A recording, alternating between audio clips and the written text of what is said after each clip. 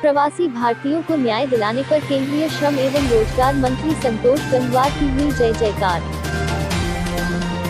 मैं मनोज वतवानी हूँ और पश्चिम अफ्रीका, वेस्ट अफ्रीका से लाइबेरिया देश से आया हुआ हूँ और मूलतः मैं बरेली का ही निवासी हूँ।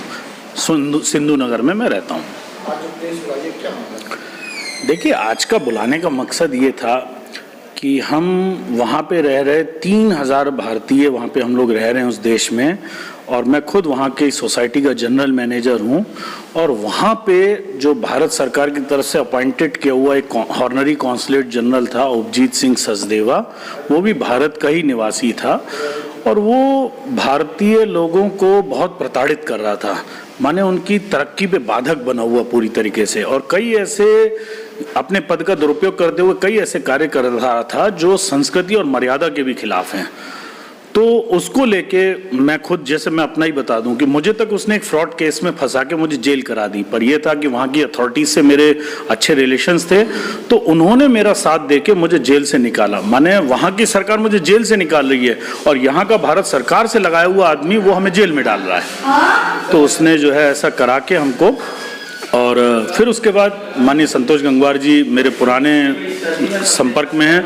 मैंने उनसे रिक्वेस्ट की, प्रार्थना की कि सर ऐसे ऐसे हो रहा है, तो उन्होंने इमीडिएट कहा कि तुम अभी के अभी हिंदुस्तान आओ। और यहाँ आने के बाद संतोष जी ने केंद्रीय मंत्री रहते हुए एक पिता की तरह मेरा साथ दिया, पिता की तरह। मुझे अपने साथ दिल्ली ले जाना, कई बार दिल्ली से लेके आना, मंत्रियों के पास पहुँचाना, और विदेश राज्य मंत्री और विदेश मंत्री से रात रात भर बैठ के मुलाकातें करना। शायद संतोष जी की मेहनत और मदद की वजह से ही 6 महीने के अंदर ये लड़ाई हम जीत गए, नहीं तो ये असंभव था। और हमने अभी 3 दिन पहले संतोष जी के निवास पे भी वहाँ पे धन्यवाद की एक भोज कार्यक्रम आयोजित किया था सम्मान में।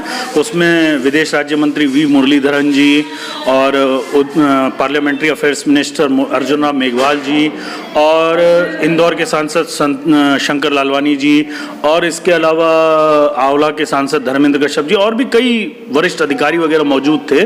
तो वहाँ पे विदेश राज्य मंत्री ने भी कहा कि भाई भारत सरकार में ये पहली बार हुआ है कि विदेश में किसी कॉन्सुलेट को हटाया गया है।